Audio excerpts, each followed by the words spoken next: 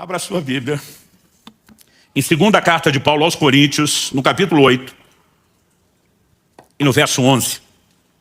Eu vou ler na Nova Almeida atualizada. Segunda aos Coríntios, capítulo 8, verso 11. O texto sagrado diz assim: terminem agora a obra começada, para que assim como mostraram boa vontade no querer, assim também completem essa obra, dando de acordo com o que vocês têm. O apóstolo Paulo está falando a respeito de uma oferta combinada, programada, planejada. E o que ele fala não se limita à oferta. É importante que a gente reconheça que está dentro de um contexto, mas ele diz: terminem agora a obra começada, para que assim como mostraram boa vontade no querer, também completem essa obra. A NVI traduziu esse texto assim: agora completem a obra para que a forte disposição de realizá-la seja igualada em zelo, ou pelo zelo, em concluí-la. Eu quero mexer no assunto que eu acredito que tem prejudicado não só a vida natural, mas inclusive a vida espiritual de muita gente. E o tema da minha mensagem hoje é: pare de procrastinar. Pastor, o que é que significa procrastinar? Transferir para outro dia, deixar para depois, adiar, delongar, postergar. É deixar de fazer logo aquilo que poderia, ser concluído. Então a palavra de Deus está falando: vocês têm que terminar a obra começada. Que assim como houve boa vontade no querer, tem que completar a obra. Eu gostei dessa tradução da NVI. Que a forte disposição de realizá-la seja igualada pelo zelo em concluí-la. Uma das frases que eu mais me lembro de meu pai repetir em tom de advertência, crítica, cobrança, o que quer que seja, dentro de casa, era sobre o que ele chamava de obras inacabadas. Aquilo que a gente começa e não termina. Ou aquilo que a gente nem começa porque a gente sempre está adiando, sempre está deixando para depois. Eu era ainda um adolescente, eu li um livro do finado Miles Monroe a respeito do potencial. Eu lembro que eu fiquei chocado com uma frase na introdução, onde ele justificava o porquê ele escreveu o livro. Ele dizia algo mais ou menos assim: depois de 30 e tantos anos, eu não consigo talvez ser preciso em lembrar as palavras, mas ele falava algo mais ou menos assim: os maiores depósitos de riqueza do mundo não são as minas de diamante ou ouro da África, nem os poços de petróleo do Oriente Médio, nem os minérios da Amazônia. Ele dizia: na verdade, eles podem ser encontrados perto da sua casa. Eles estão nos cemitérios. São milhões de projetos que nunca foram realizados. São milhões de sonhos que nunca foram executados.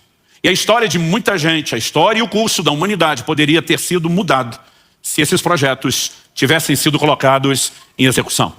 Talvez o maior desperdício que aconteça no mundo diz respeito ao potencial do que Deus nos deu para fazer e realizar, e que de alguma forma nós não fazemos, não apenas porque acordamos uma manhã dizendo: não quero fazer o que eu sonhei um dia, mas por causa dessa mania de não começar, ou começar e não terminar. Então, usando a terminologia bíblica, terminem agora a obra começada, eu quero te trazer essa advertência e de alguma forma te encorajar para a forma como você vai lidar com o próximo ano.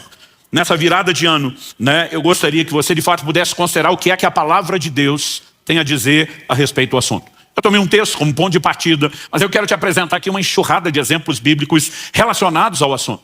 E Romanos 15:4 diz que tudo quanto foi escrito, para nosso ensino foi escrito. Todo esse volume, acredite, eu não estou esgotando o que a gente poderia conversar, todo esse volume de exemplos bíblicos registrados estão lá, como diz 1 Coríntios capítulo 10, verso 11, para nosso exemplo, para nossa advertência. Então que a gente possa ouvir a palavra de Deus. Estava conversando com a família ontem sobre o assunto que iria pregar. Meu genro fez uma observação. Ele disse que o ditado "não deixe para amanhã o que você pode fazer pode fazer hoje", na versão procrastinadora seria mais ou menos: por que fazer hoje o que você pode deixar para amanhã? As pessoas têm literalmente invertido essa prática. Então eu quero chamar a atenção da sua parte para algumas situações registradas na Bíblia onde houve procrastinação. A primeira delas que me chama a atenção está em Gênesis, no capítulo 19. Eu quero ler dos versos 12 a 16. Eu vou passar rápido, eu vou ler rápido os textos. Não vou esperar você abri-lo. Se você quiser, pode ir tomando nota, porque a gente tem que derramar esse volume de informação e conteúdo em menos tempo. O texto diz assim: então os homens aqui são os anjos enviados para destruir Sodoma e Gomorra. Então os homens disseram a Ló, sobrinho de Abraão: você tem aqui mais alguém dos seus, genro, filhos, filhas, todos quantos você tem na cidade, faça-os sair daqui, pois vamos destruir esse lugar, porque o seu clamor tem aumentado, chegando até a presença do Senhor, e o Senhor nos enviou a destruí-lo. Então Ló saiu e foi falar com os seus genros, os que estavam para casar com as suas filhas. Ele disse: levantem-se e saiam desse lugar, porque o Senhor vai destruir a cidade. Mas eles pensaram que Ló estava brincando. Para pensar que Ló estava brincando, tinha trollagem desde os tempos antigos. O texto continua e diz assim: ao amanhecer os anjos apressaram Ló, dizendo: levante-se, pegue a sua mulher e as suas 2 filhas que aqui se encontram, saia daqui, para que você não morra quando a cidade for castigada. Como, porém, ele se demorasse, aqueles homens o pegaram pela mão, a ele, a sua mulher e as 2 filhas, sendo-lhe o Senhor misericordioso, e o tiraram e o puseram fora da cidade. Gente, como alguém que é visitado por anjo recebe a notícia, isso tudo vai ser destruído, some daqui, chispa, desapareça, precisa ficar sendo pressionado, cobrado e no final arrastado para fora da cidade, pela misericórdia de Deus. O que leva alguém a agir dessa forma? Nós não estamos falando de um camarada que atrasou se preparando para um casamento, para algo assim. É simplesmente a hora de alguém gritar: salve-se quem puder, e você simplesmente corresponder a um comissionamento divino. Mas de alguma forma existe no ser humano uma inclinação e uma capacidade a protelar até mesmo em coisas urgentes e de extrema importância, né? O que é que será que levou Ló a demorar? Será que era o fato de não ter conseguido convencer os genros e talvez tentar mais? Será que era talvez uma demonstração de apego àquilo que era material, imaginando: eu vou perder isso tudo, e de repente o coração está preso naquilo? Nós sabemos que a mulher agiu assim, porque ao saírem da cidade o anjo diz: não olhe para trás, e a mulher de Ló desobedeceu e olhou para trás. Mas, embora a Bíblia não seja clara sobre o motivo dessa relutância em salvar a própria vida, é evidente que o camarada está sendo lento a ponto de ser cobrado, apressado e depois arrastado para fora pelos anjos de Deus. O que o leva, né, o levou a agir assim, o que leva as pessoas a agir assim. Eu quero te dar um outro exemplo bíblico. Êxodo capítulo 4, de 24 a 26, fala de um momento onde Moisés, para quem o Senhor apareceu na sarça e o envia de volta ao Egito com a missão de libertar o seu povo de Israel. Agora ele pega a família, ele está na viagem para o Egito para executar uma missão que recebeu de Deus. E olha o que esse texto diz: estando Moisés no caminho, numa estalagem, o Senhor o encontrou e quis matá-lo. Então Zípora pegou uma pedra afiada, cortou o prepúcio de seu filho e com ele tocou os pés de Moisés e disse: sem dúvida, você é para mim um marido de sangue. Assim o Senhor o deixou. Ela disse: marido de sangue, por causa da circuncisão. Gente, nós sabemos que Deus não é bipolar. Os capítulos 3 e 4 de Êxodo mostram Deus convencendo Moisés a corresponder ao seu chamado. Deus o envia ao Egito porque quer usá-lo. Agora, no meio do caminho, Deus aparece na estalagem para matá-lo. Então será que Deus não estava decidido sobre o que queria? Evidente que Deus sabia muito bem o que queria. Mas a partir do momento em que Moisés se dispõe e diz: eu atendo o seu chamado e vou, Deus diz: bonitão, se você vai fazer a minha obra, é do meu jeito e não do seu. Havia uma aliança firmada com Abraão, o primeiro patriarca, de que todo macho na família tinha que ser circuncidado. Essa aliança vem sendo guardada e obedecida por gerações, por séculos. E por algum motivo, nós vemos que Moisés não circuncidou seu filho. Eu vou te dizer o que esse texto me faz pensar. O motivo é que ele se casou com uma mulher gentia. Não era parte da cultura daquele povo circuncidar o filho. Nós estamos falando de uma cirurgia para uma criança. Eles faziam isso aos 8 dias de idade, né? O momento onde a cicatrização está assim, praticamente no nível da perfeição para acontecer. Deus estabeleceu a hora de fazer a cirurgia. Agora tente imaginar a mamãe, que não conhece a cultura, que talvez não conhecesse a Deus, não da forma como aquele povo conhecesse. Descobrir que agora o marido com quem ela casou quer mutilar o filho, numa cirurgia sem anestesia, sem asepsia, sem analgésico, sem anti-inflamatório nem antibiótico. Eu imagino que aquela mulher enlouqueceu. Ela deve ter se colocado entre o filho e Moisés e falado alguma coisa do gênero: só por cima do meu cadáver. E o Moisés, talvez, para não criar uma situação dentro de casa, diz: tá bom. E ele simplesmente vai deixando e deixando. E agora, quando Deus aparece e vem para cima dele, a mulher entende. O texto não é claro sobre o que Deus está falando com ele, mas a mulher entende, corre circuncidar, mas ainda assim joga na cara de Moisés: você é um marido sanguinário, você me obrigou a fazer isso. Eu percebo muita gente protelando e procrastinando decisões importantes, porque simplesmente não conseguem unir a família em torno de um projeto, de entender a importância de algumas coisas, e elas não percebem o que elas realmente estão fazendo. Talvez Moisés pensou: estou evitando um conflito e criando um com Deus. Não tem nada de sábio nem de inteligente nisso. Daqui a pouco eu falo sobre a questão da circuncisão. Segundo Crônicas, capítulo 24, de 4 a 6. A Bíblia fala da restauração do templo nos dias do rei Joás. E o texto diz assim: depois disso, Joás decidiu restaurar a casa do Senhor. Reuniu os sacerdotes e os levitas e lhes disse: vão pelas cidades de Judá e levantem de todo Israel dinheiro para que todos os anos sejam feitos reparos no templo do seu Deus. E façam isso depressa. Porém os levitas não se apressaram. Então o rei mandou chamar o sumo sacerdote Joiada e lhe perguntou: por que você não exigiu que os levitas trouxessem de Judá e de Jerusalém o imposto que Moisés, servo do Senhor, pôs sobre a congregação de Israel para tendo o testemunho?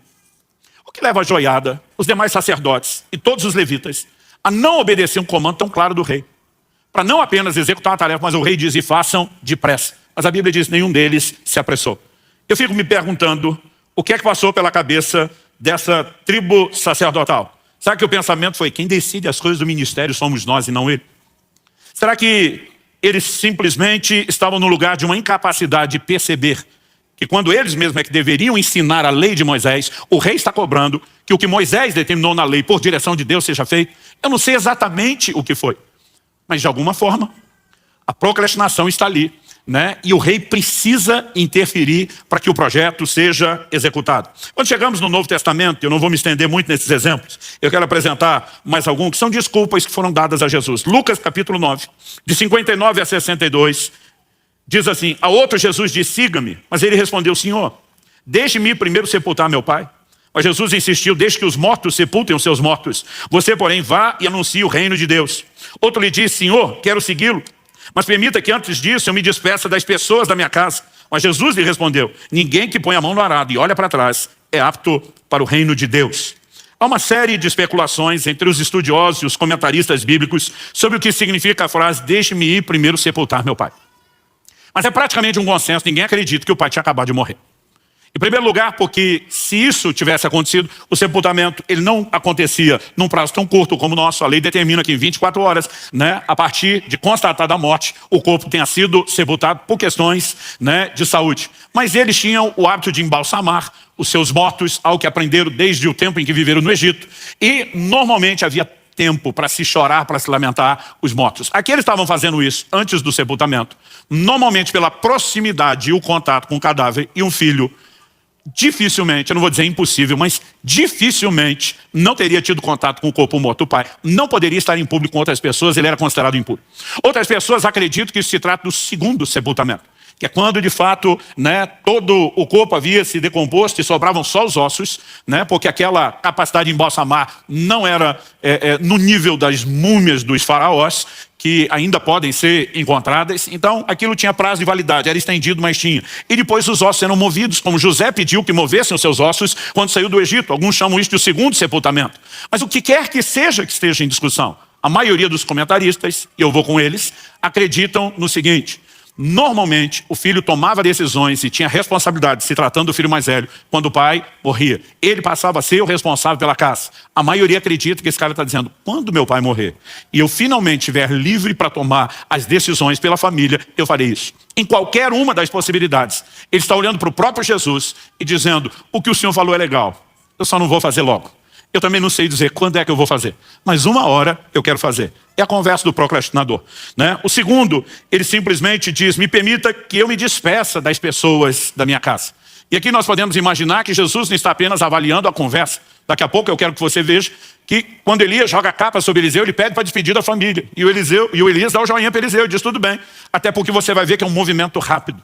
Aqui nós podemos imaginar, né, que o Senhor está lendo o coração da pessoa e não apenas a sua resposta. Mas igualmente Jesus diz: aquele que põe a mão no arado e olha para trás não é apto para o reino de Deus.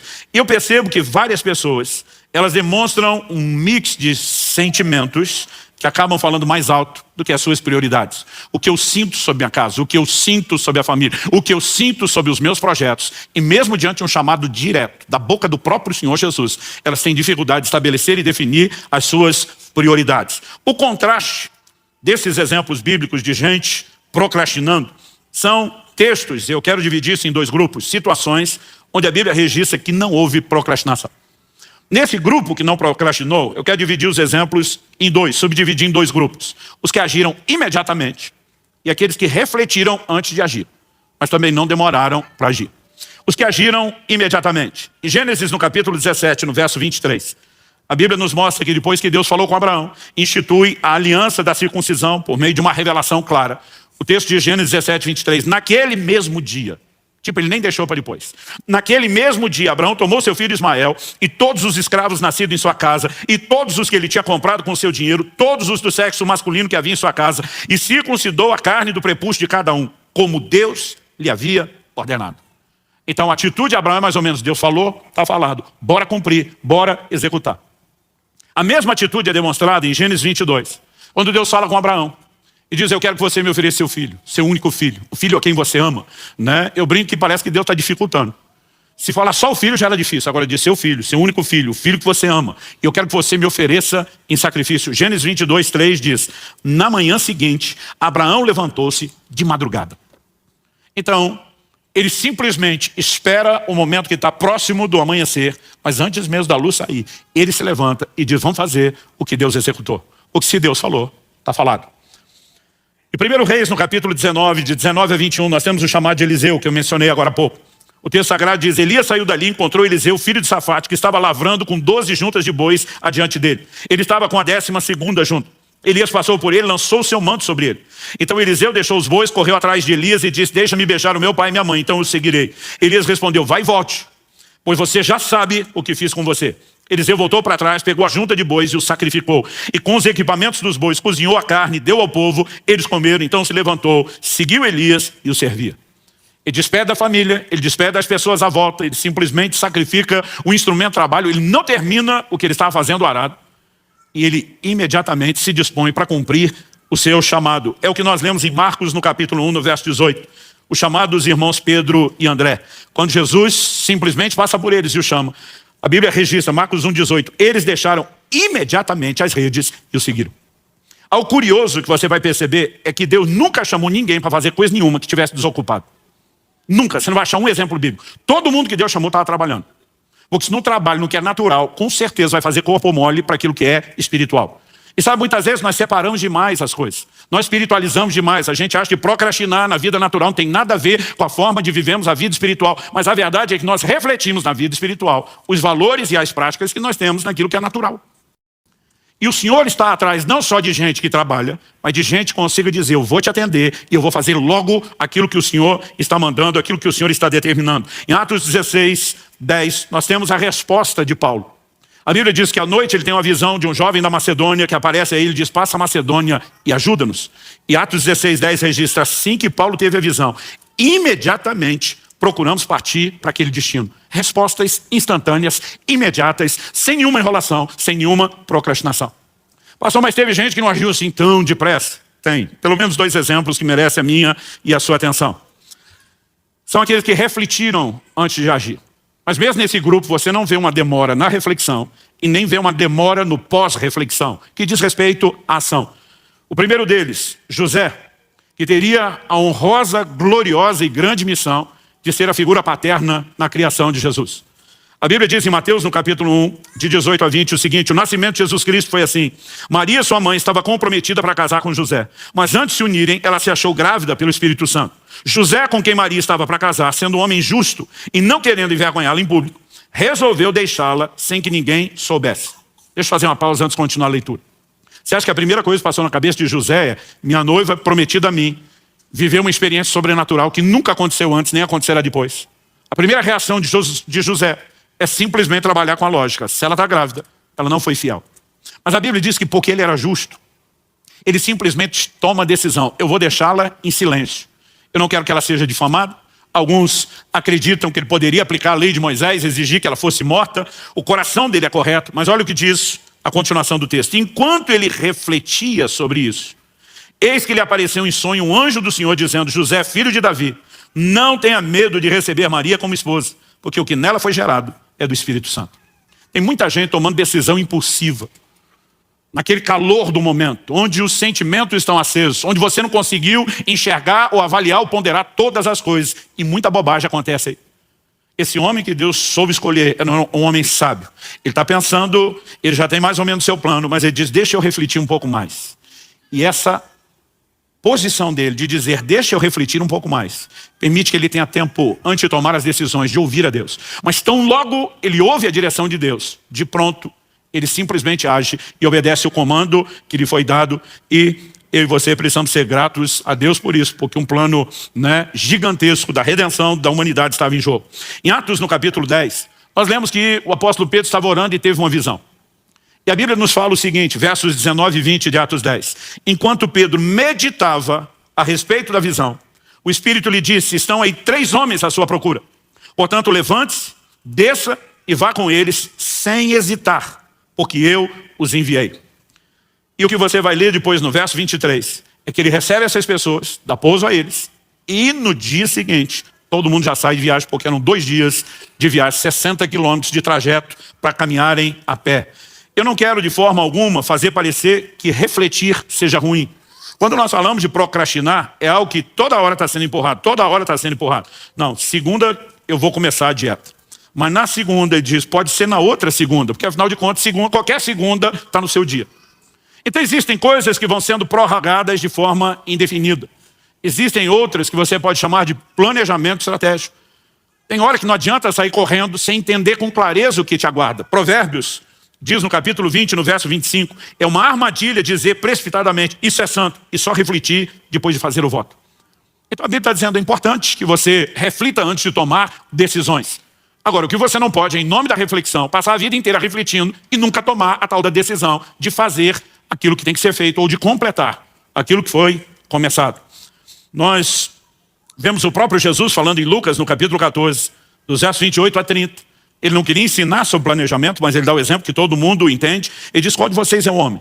Que na hora de construir uma torre não senta primeiro para calcular quanto custa para ver se pode terminar. Ou seja, não sai correndo construir, planeje. Quanto recurso eu preciso, quanto tempo eu preciso. Agora, é diferente você entender um planejamento estratégico, né, que requer de você um tempo de reflexão, de planejamento para o projeto, de procrastinação. Essas coisas não podem ser comparadas. A procrastinação é aquele cara que ele está sempre refazendo o projeto, sempre refazendo, mas nunca faz nada, só faz o projeto. A execução não acontece.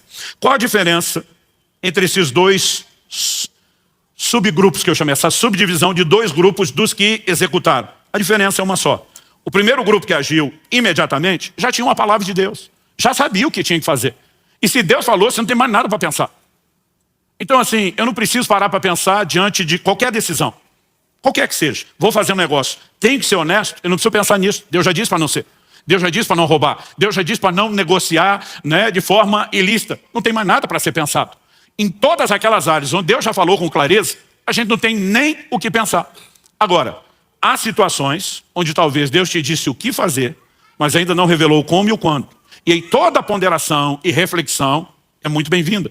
No livro de Eclesiastes nós vemos que o sábio entende o tempo e o modo. Porque às vezes não é só saber o que fazer, é entender o como, é entender o quando, e daqui a pouco eu volto a falar da importância dessa reflexão. Mas a diferença é que um grupo age imediatamente, porque já sabe o que Deus falou, o outro reflete até ouvir Deus falar, mas a partir do momento que Deus fala, eles agem. Ou seja, a diferença é o tempo onde cada um ouviu a Deus. Mas tanto o primeiro como o segundo grupo.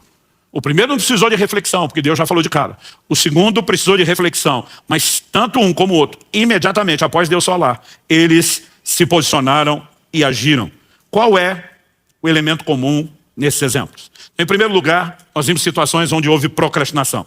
Em segundo lugar, nós vimos as situações, alguns exemplos bíblicos, onde não houve a procrastinação e dividimos o grupo no que agiu. O primeiro grupo que agiu rapidamente e o outro que refletiu para executar depois. Mas o que é que nós temos em comum em todos os exemplos? Dos que procrastinaram e dos que não. E dos que não, seja os que agiram depressa e os que refletiram. O que é que nós temos em comum nessas 3 situações que foram avaliadas? Eu não sei você, mas eu gosto muito de estudar a palavra de Deus procurando padrões. Aquilo que se repete. E nós temos um padrão aqui. E o ponto em comum é a voz de Deus. Quando você olha para o primeiro grupo de gente que procrastinou, o que você tem pode ser resumido dessa forma. Gente que não deu ouvidos à voz de Deus. Ló, em relação à direção dada por meio dos anjos, está lutando. O que significa a palavra anjo? Mensageiro. São enviados da parte de Deus. Vieram com uma mensagem de Deus, com uma missão de Deus. Mas Ló está demorando em corresponder com aquilo que Deus, por meio dos anjos, falou. Moisés, quando falamos a respeito da circuncisão e de por que a coisa ficou do jeito que ficou naquela estalagem. Porque ele simplesmente não está obedecendo uma determinação divina que não era apenas dos seus dias. Quando Deus aparece para ele na sarça, ele aparecendo, eu sou o Deus de Abraão, de Isaac e Jacó. Ou seja, o que eu vou fazer está relacionado à aliança que eu fiz com as primeiras gerações dos patriarcas. E Deus já tinha ordenado que todo mundo tinha que circuncidar. Por que é que a ira de Deus se acende contra Moisés? Porque ele não está obedecendo o que Deus falou. Quando nós olhamos para o sacerdote Joiada e os levitas que não obedeceram a ordem do rei Joás, eles não estavam desobedecendo apenas uma ordem real, uma lei civil, um decreto estabelecido pelo próprio rei. O rei estava dando uma ordem fundamentada no que a lei de Moisés, a Bíblia que eles tinham, dizia. E eles simplesmente não estão dando atenção e valor ao que Deus falou. Por outro lado, quando falamos dos que não procrastinaram, mesmo olhando aquela subdivisão em dois grupos, os que agiram imediatamente deram ouvidos à voz de Deus. Abraão com a circuncisão ou com o sacrifício de Isaac. Ele simplesmente disse, sim senhor, é para já, é para ontem. Pedro e André, diante do chamado, imediatamente larga as redes e diz, bora, vamos cair para dentro. O Senhor está nos chamando, nós vamos atender. Paulo, quando tem a visão do jovem, dizendo, passa a Macedônia, entendendo que aquilo é uma revelação de Deus, ele simplesmente se posiciona e diz, Deus falou, está falado, vamos cumprir. E mesmo os dois exemplos que demos dos que refletiram antes de agir, eles refletiram até ouvir Deus. Então José está refletindo sobre o assunto, até que o Senhor fale com ele por meio de uma revelação. Pedro está refletindo sobre o que significa a visão, que até então ele não entendeu nem a visão. Não dá nem para dizer que Pedro não quer agir. Ele precisa saber o que fazer. Mas tão logo o Espírito Santo fala, 3 homens estão aí à porta. Vá com eles sem hesitar, nada duvidando. O Pedro simplesmente sai e vai obedecer aquilo que Deus fez. Ou seja, o ponto em comum é, o que Deus disse está sendo ouvido, o que Deus falou está sendo executado. Então, basicamente, eu diria que a forma como nós nos relacionamos com a voz de Deus é determinante no assunto da procrastinação ou de nos livrarmos dela nas nossas vidas. E eu quero, obviamente, que você possa fazer essa distinção que eu já fiz antes, de procrastinação e espera. O que é espera? É aquilo que envolve projetos de longo prazo, que não vai ser executado imediatamente, ou talvez você tenha que dar o primeiro passo, mas haja etapas. Mas quando eu olho para a palavra de Deus, eu percebo o tempo todo um chamado para que eu e você possamos desenvolver uma forte mentalidade de execução de projetos e tarefas. Olha o que a Bíblia diz em Gênesis, no capítulo 2, no verso 2, falando sobre Deus na criação. E havendo Deus terminado no 7º dia a sua obra que tinha feito, descansou nesse dia de toda a obra que tinha feito. Deus começa. Nós podemos olhar para os dias da criação, existe uma discussão enorme se os dias são ou não de 24 horas, porque os primeiros 3 dias da criação ainda não tem sol e lua para determinar o ciclo de 24 horas, o último, 7º dia, ainda não terminou. A Bíblia diz que nós vamos entrar no descanso de Deus. Mas ainda que você coloque essa discussão e os detalhes de lado, Deus não executa o projeto no estalar de dedos, embora tivesse o poder de fazer isso. Ele decide fazer isso em etapas. Cada etapa tem uma avaliação. E viu Deus que era bom, vamos para a etapa seguinte. Conclui a próxima etapa. Viu Deus que era bom, vamos para a etapa seguinte. Concluída, viu Deus que era bom. E no final, quando completa tudo, agora é a hora de descansar. Eu acho engraçado uma turma que mal fez nada na vida e já quer descansar. A gente tem que ter alguma coisa errada nesse tipo de mentalidade. Não apenas em relação ao que eram as gerações antes de nós. A tudo aquilo que você vai ler na Bíblia, a forma de Deus agir. Nós precisamos ter uma mentalidade de execução de projetos. Você pode dizer amém? Se já sabemos o que Deus disse a respeito de um assunto, não existe necessidade, não existe motivo, desculpa que se sustente para que a gente não faça aquilo que Deus já falou. Josué capítulo 18, verso 3, diz o seguinte, então Josué disse aos israelitas, até quando vocês vão negligenciar a posse da terra que o Senhor, o Deus de seus antepassados, deu a vocês? Eu gosto de olhar para um texto como esse e parar para pensar o seguinte, evidentemente, nós não vamos fazer nada sem Deus, gente. Nós falamos antes do crescimento que vem de Deus. Mas por outro lado, nós precisamos jogar fora a fantasia de achar que Deus é que vai fazer tudo e a gente não tem que fazer nada. Se por um lado Jesus disse, em mim nada podeis fazer, por outro ele também diz, sem vocês eu não posso fazer tudo o que eu quero. Pastor, isso é heresia, é blasfêmia, não é não. Por que é que ele mandou eu e você testemunhar? Se ele faz tudo sozinho, testemunhasse ele. Mas ele nos chamou a cooperar com ele, ele nos chamou a interagir com ele. Então ele está dizendo, eu não farei sem vocês e vocês não fazem sem mim. Mas o que ele está dizendo? Vamos nos unir. Vocês usam os meus recursos, obedecem o meu direcionamento e vão fazer coisas que sozinhos vocês nunca poderiam fazer. Sabe, eu quero te propor algo. A maioria de nós entra no ano novo. E para alguns, a virada do ano é uma coisa assim quase sagrada. Olha, fazer um culto onde termina mais cedo antes e não passou de joelho, para alguns é quase um sacrilégio. Dá tempo de você ajoelhar lá na sua casa, tá bom?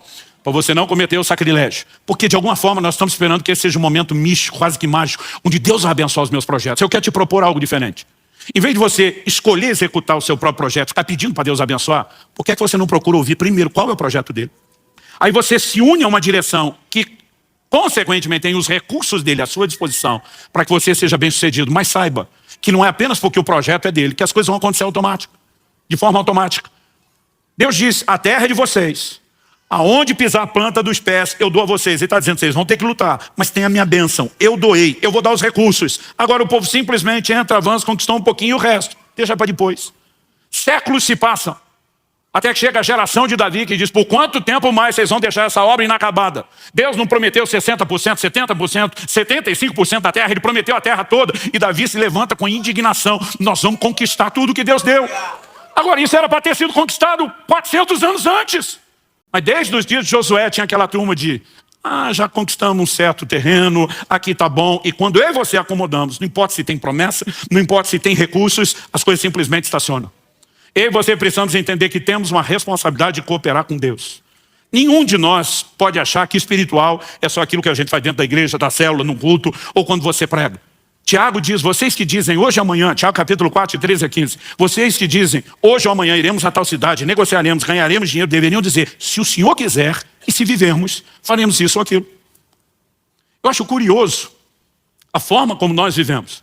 É quase como se tivesse uma regra para quem está, por exemplo, cuidando das coisas de Deus, vou botar aqui entre aspas, e para outras pessoas não. Lembro de uns anos atrás que meu filho mencionou ter ouvido um pregador dizer, se um engenheiro recebe uma proposta para mudar de cidade, para ganhar o dobro de salário, e ele atende, está tudo bem, todo mundo diz sim. E o advogado, ele deu outros exemplos, sim. Ele falou, mas se o pastor receber uma proposta para ir para uma igreja maior, com salário maior, está tudo bem, todo mundo olhou de forma escandalizada. Tipo, o resto de vocês pode mandar na vida, e eu tenho que depender de Deus. Nós precisamos entender que todos fomos chamados e levantados por Deus com um propósito. Ninguém deve tomar decisões que não envolvam Deus. E a maioria de nós tem estragado muita coisa na nossa vida, simplesmente porque a gente não ouve Deus. Pastor, como é que nós podemos ouvir Deus? Tem duas coisas muito simples e básicas. A direção primária de Deus se dá por meio da sua palavra, da Escritura. Todas as demais serão julgadas por meio dela.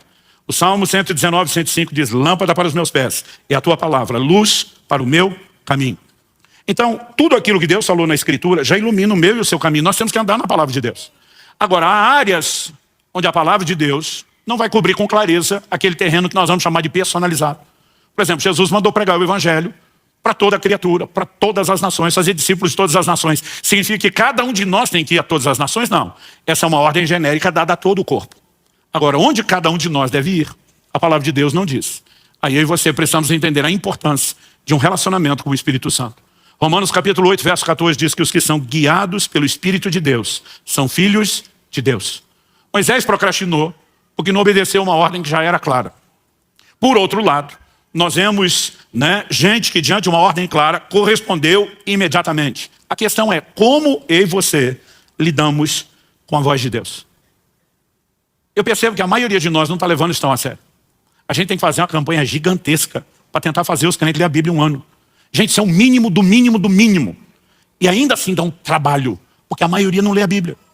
Porque de alguma forma, alguns simplesmente estão olhando e pensando, não, eu não tenho que saber todo esse credo doutrinário. Não, é muito mais do que isso. Você precisa entender que sua vida agora é guiada e regida pelos princípios e valores que Deus estabeleceu. Como é que você toma as decisões de uma vida inteira para tentar aprender o que tinha que ter decidido só quando chega no final da vida?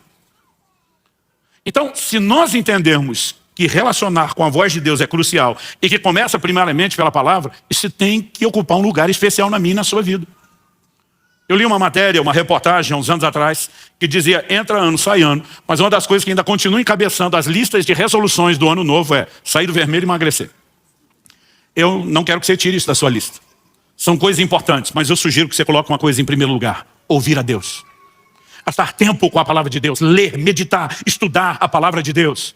Deus diz para Josué, se você tomar o cuidado de não apenas meditar, mas confessar a palavra, praticar, andar nela, você vai ser bem sucedido em todas as coisas. Sabe esse negócio de que tem que estudar a Bíblia só quem prega? É muito equivocado. Nós precisamos entender que a receita para a prosperidade, o que quer que tenhamos sido chamados para fazer, vem da palavra de Deus, que é uma família próspera. Você precisa andar e decidir tudo da sua vida em família baseado na palavra de Deus. Que é um negócio, uma profissão ou cumprimento do seu propósito próspero. Porque prosperar é cumprir o propósito. A gente precisa parar nesses dias de comparação, de ficar olhando para o outro, medindo força, querendo ser mais do que o outro. Eu não tenho que ser o que o outro é. Eu tenho que ser o que Deus me chamou para ser. E você também. Agora, se eu e você começamos a botar uma régua baseada no que a gente olha para os outros, ou tentando imitar o que o outro ouviu de Deus, nós nunca vamos fazer aquilo que Deus nos pediu. Então nós precisamos de tempo com a palavra. E nós precisamos de uma vida de oração, onde buscando ao Senhor haja clareza para todos os propósitos e para todos os projetos que Ele tem para a nossa vida. Porque se a voz de Deus for clara, eu e você vamos poder nos posicionar e agir em cima disso. Repito, agir imediatamente não significa fazer tudo de uma vez. Algumas coisas que nós somos chamados que eu vou repetir, são projetos de longo prazo. A gente não pode olhar para algumas coisas como, esse ano eu vou dar um gás na criação do filho e no outro eu estou liberado. Não, até que eles cresçam, você está envolvido nesse projeto. Nós podemos falar de coisas que envolvem uma vida inteira. Sua profissão, o seu trabalho, estações, o próprio ministério tem estágios, estações diferentes. E nós precisamos viver em contínua dependência de Deus. Agora, a partir do momento que eu e você temos clareza daquilo que Deus falou, nós precisamos parar de protelar aquilo que deveria ser feito. Porque, infelizmente, muitos de nós poderíamos estar enriquecendo o mundo, enriquecendo a vida de muita gente, não só espiritualmente, mesmo no âmbito natural. E temos jogado fora muitas dessas coisas, porque não acreditamos no que Deus falou. Ou não temos certeza que Deus falou. Outro dia um falou, é que eu não tenho certeza que Deus falou. Eu falei, então vá buscar lá até ter certeza.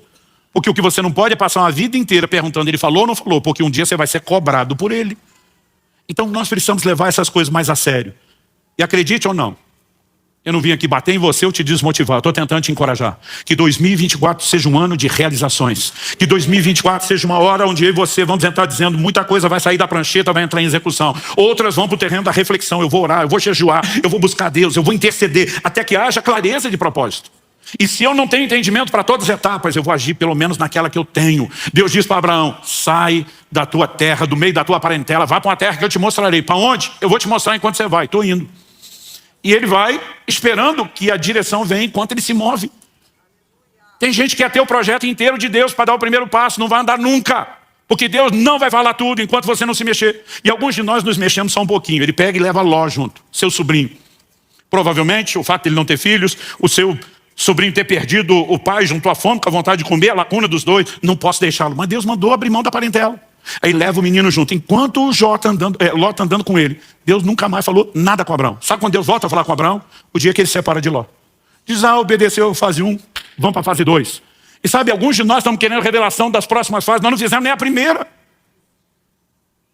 Mas se eu e você tivermos o cuidado de ouvir Deus, e com a segurança de que temos ouvido, seja o que a Escritura fala com clareza, ou aquilo que o Espírito Santo tem trazido, sem choque com a Escritura, e nos posicionarmos nessas coisas, nós poderemos construir algo significativo, duradouro, edificante, e que um dia, quando eu e você estivermos diante do Senhor, vamos poder ouvir a frase que o pastor Marciano mencionou, e eu vivo por essa frase: servo bom e fiel, entra no gozo do teu Senhor. Alguns acham que é só um momento de dizer entra. É um momento onde ele vai avaliar se você fez aquilo que foi mandado ou direcionado a fazer ou não. Então a minha oração a Deus, e é uma santa indignação dentro de mim, eu espero não estar sendo hostil com você na forma como eu falo, é que a gente pare de procrastinar. Então eu queria que você falasse com os dois irmãos, pelo menos o da direita e o da esquerda. Fala para ele, mesmo se não conhecer, faz cara de paisagem, finge que você tem autoridade, fala, pare de procrastinar. Não fala rindo não, fala com cara séria, pare de procrastinar. Agora, antes de orarmos, eu quero ler um último texto. Eclesiastes capítulo 12, verso 1 diz: lembre-se do seu Criador, dos dias da sua mocidade, antes que venham os dias maus, e cheguem os anos em que você dirá, não tenho neles prazer. Há muita gente deixando Deus entrar só no final da vida. A Bíblia diz, lembra do teu Criador, nos dias da sua mocidade, bota ele para dentro o mais rápido possível. Porque vai chegar um momento, onde mesmo que ele entre, você vai se arrepender profundamente pelo fato de tê-lo deixado entrar só no fim. Sem contar aqueles que acham que vão deixá-lo entrar depois. E descobrem que não teriam todo esse tempo. E quando descobrem, no momento da sua morte, já não há mais nada para ser feito. Eu não quero apenas falar sobre a execução dos seus projetos e terminar sem mexer no que é primordial. Se você está aqui hoje, não importa se você está aqui a primeira vez num culto, numa igreja evangélica, né, ou se já tem frequentado aqui ou outras igrejas, você que nos acompanha na transmissão, se você ainda não entregou sua vida a Jesus, meu apelo, número 1, pare de protelar a decisão mais importante da sua vida. É a sua eternidade que está em jogo. E honestamente, meu querido, não é Jesus que precisa de você. É você que precisa dele. Não é ele que está implorando por você. Se você não trouxê-lo para a sua vida, não fizer dele o seu Senhor e Salvador, quem perde é você. E acredite, é uma perdição eterna, irreversível. Então eu termino dizendo, comece pelo primordial. Deus precisa entrar na minha vida. Talvez você precise tomar a decisão de entregar sua vida a Cristo ou de se reconciliar com Ele. Nós somos felizes que, como foi dito, né, tantas pessoas entrando na casa dos milhares entregaram a vida a Jesus esse ano aqui. Mas nós queremos ver muito mais gente sendo chacoalhada e parando de procrastinar a decisão mais importante de dizer, eu vou me render a Cristo. E antes de terminar a reunião e o culto e antes de orar com os demais, eu quero fazer a pergunta. Há alguém aqui hoje que precisa entregar sua vida a Jesus, não fez, sabe que Deus está chamando e quer tomar essa decisão. Nós queremos orar com você agora. Nós não vamos deixar isso para o ano que vem. Nós queremos ajudá-lo na sua decisão mais importante. E antes de chamá-lo, eu quero que você saiba, né, toda essa gente que está aqui está torcendo por você, está orando por você. Ninguém está julgando você, pelo contrário, a gente faz festa, porque Jesus diz que a festa nos céus, quando o pecador se arrepende, a gente faz festa aqui também. Então, se alguém que precisa dessa decisão hoje, eu nem vou gastar tempo implorando, né, para que você tome a decisão. Você sabe, está consciente, foi tocado por Deus. A Bíblia diz, se hoje ouvides a sua voz, não endureça o coração. Interessante que Deus trata a salvação sempre hoje, nunca é para amanhã. Não tem procrastinação para isso. Hoje é o dia aceitável, hoje é o tempo da salvação. Se hoje ouvides a sua voz. Então você que entende que não pode mais deixar isso para amanhã e quer finalizar o ano com a melhor decisão, antes de entrar no próximo, já começando por aquilo que é o primordial, o top, o mais primário, colocar Jesus em sua vida, seja entregando-a pela primeira vez, caso você nunca fez, ou reconciliando-se com Ele, caso você tenha se desviado ou se afastado, esfriado espiritualmente, chame isso como quiser, você sabe que precisa de um recomeço. Eu quero que você, eu vou pedir que todos fiquem em pé, isso vai facilitar o que nós vamos fazer. Eu quero que você saia o mais rápido possível do seu lugar e venha aqui para frente agora. Nós vamos orar com você por esse novo começo. Rapidamente. Pastor, eu preciso dessa decisão, entregar minha vida a Cristo, reconciliar-me com Jesus. Sai do seu lugar e vem para cá. Na autoridade do nome de Jesus Cristo, eu quebro toda a cadeia, toda a amarra espiritual que tente impedir as pessoas de corresponder ao convite do Espírito Santo. Eu declaro cada pessoa nesse lugar, os que nos acompanham pela internet, livres para responderem ao convite do Senhor. Você que está acompanhando a transmissão, você pode tomar essa decisão onde você estiver, né? A menos que você esteja no meio de uma tarefa que não permita isso. Eu gostaria que você parasse o que estiver fazendo. Se possível, você, como eles, pudesse ficar de pé, ainda que não esteja necessariamente na frente de outros, e fazer essa oração juntamente conosco. Há mais alguém? Eu quero pedir a cada um de vocês que veio à frente, que faça uma oração comigo. Vou pedir que vocês repitam essa oração em voz alta, assim como você que nos acompanha pela transmissão. Jesus falou sobre confessá-lo diante dos homens. Confessar é verbalizar, é reconhecer um fato. Então diga comigo, Senhor Jesus, eu reconheço a minha condição de pecador e que só o Senhor é o único Salvador. Reconheço também que a sua morte e ressurreição foram a providência de Deus para minha salvação. E hoje eu me arrependo dos meus pecados e pela fé eu me aproprio da minha justificação. Eu declaro que hoje é um novo dia, é o início de um novo tempo e que a partir de hoje serei um discípulo de Jesus. E você, Jesus, será o meu Senhor. Eu invoco o seu nome e toda a salvação que há nesse nome. E eu declaro que a partir de hoje sou totalmente teu. Eu falo isso em teu nome, Jesus. Amém. Amém. Você pode dar ao Senhor um forte aplauso pela decisão dele.